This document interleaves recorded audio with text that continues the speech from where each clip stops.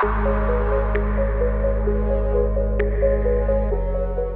guys, welcome back to Politics Enhanced. Thank you so much for clicking on the video. If you haven't already, please like, comment, and subscribe as it helps small channels like mine. And today, we are going to do this channel's very first House prediction. And today I figured we would just focus on the competitive seats, the seats that will be very close in this election. And as you can see, there are about 45 or 47 to be precise seats that will decide who controls the House moving on from 2024. So we're going to start our prediction with the state of Alaska. Now, Alaska is an interesting state because they have ranked choice voting, and that's why Mary Peltola, the Democrat, was able to take office. However, this time around, this should be one of the easiest flips for the Republicans, and I do believe that they will take it back by a safe margin. Moving on from Alaska, we have Alabama's 2nd Congressional District. We don't know too much about it, except that it voted for Biden by a lot in 2020. And I do believe that this time around, it probably will elect a Democrat, but it will probably be closer than usual. Next, we have Arizona. Arizona is one of the biggest swing states in the election, and we have Arizona's 1st Congressional District with David Schweikert, and it's in the northern Phoenix metro area. And I believe that Schweikert wins by 1% if Arizona is going for Trump. He just needs marginal gains, and Trump doing better in Arizona has down ballot effects. Also, his opponent's main issue is abortion, so I see this being a lean Republican win for Schweikert. Next, we have Arizona's 6th Congressional District with Juan Ciscomani. I hope I'm saying that correctly. And this district was also very close last time. However, I do believe that this man will win by about 2% this time around, as his opponent is not a strong candidate and he doesn't have a lot of name recognition being a state senator. Now we're moving on to California. We have California's 13th Congressional District. This was also a very close district, and it was won by less than 0.5%. So Duarte probably holds on this time, but it'll probably be about by 1%. In California's 22nd Congressional District, we see that Vallado holds on, and he probably wins by about 4 to 5%. His opponent had a scandal, and it's not a good look, so he probably wins by a lean margin. Mike Garcia is a electoral juggernaut. He has won time and time again. He will easily hold on to this seat. I think he wins it by 8 to 10 points. We're going to give it to him by a safe margin. Next, we have Ken Calvert, and he's been serving for a very long time, actually, in California's 41st Congressional District, and I think he easily wins by about 6 points this time around. In California's 45th Congressional District, Michelle Steele easily wins as well, probably by about 5 to 6 points, given that it is a presidential election year and you do have Trump at the top of the ticket who will have down ballot effects.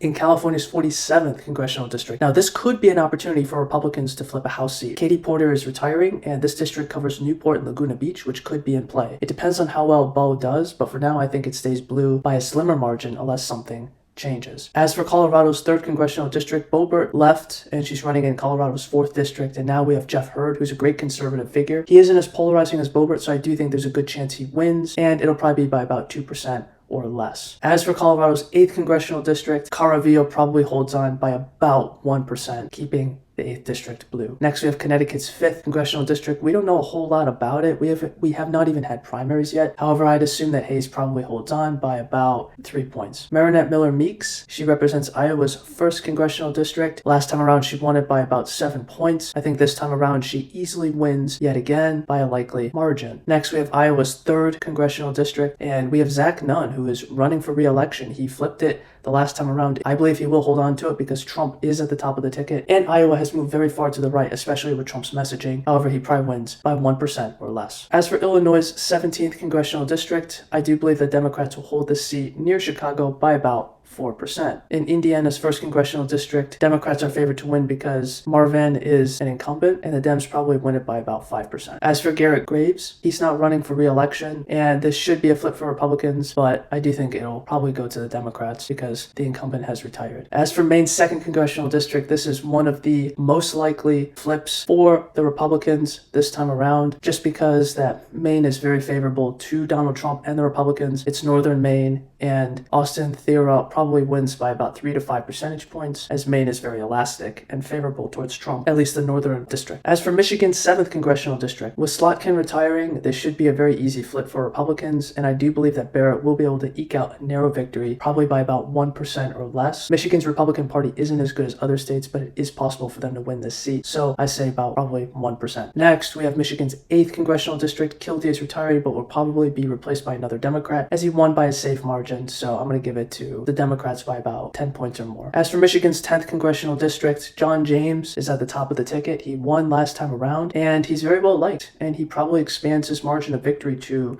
1%, maybe 1.5%. As for Annie Craig in Minnesota's 2nd congressional district, Democrats probably win by about 5 or more percentage points. And Minnesota's a weird state because it should be more Republican favorable, but for some reason it's just been Democrat since the 1970s. Next, we have Montana's 1st congressional district, and it's Montana, guys. This is going Republican. As for North Carolina's 1st congressional district, North Carolina has a very competent Republican Party, and Lori Buckout probably takes this seat by about 1 to 2 percentage points. As for Kathy Manning, she is retiring, so this seat will probably flip to the Republicans, and McDowell will probably be the next Republican to serve there. As for Willie Nickel, interesting name, but he probably wins by over 10 points. Maybe you could say 9 to 10 points, but in that range, as Willie Nickel is not seeking re-election, so Brad Knott will win that seat in 2024. Next, we have North Carolina's 14th congressional district, and I do believe that this will also be a safe Republican seat, as it voted for Trump very heavily back in 2020. Next, we have Don Bacon out of Nebraska's 2nd congressional district, and this is a toss-up electorally. However, Don Bacon has continuously served and he's held on. So I think this time around he probably wins by about 3 percentage points. As for New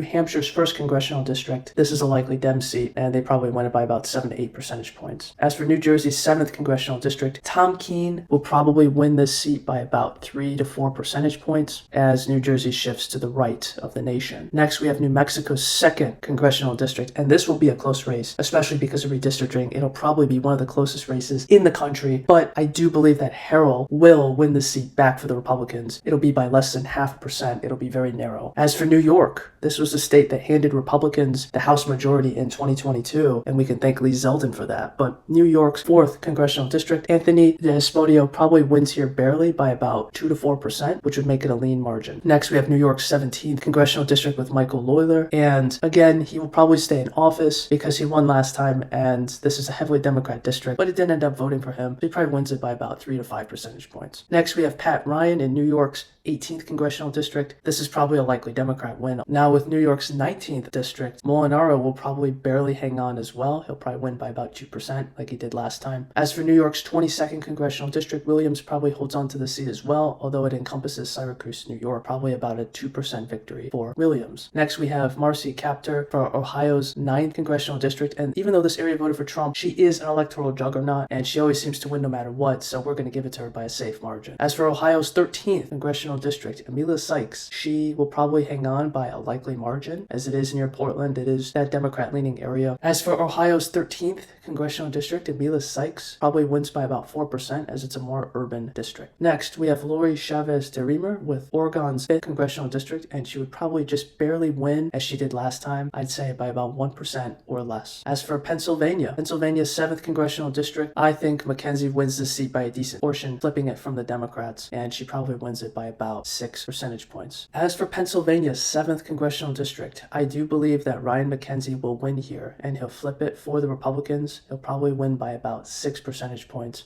in this district.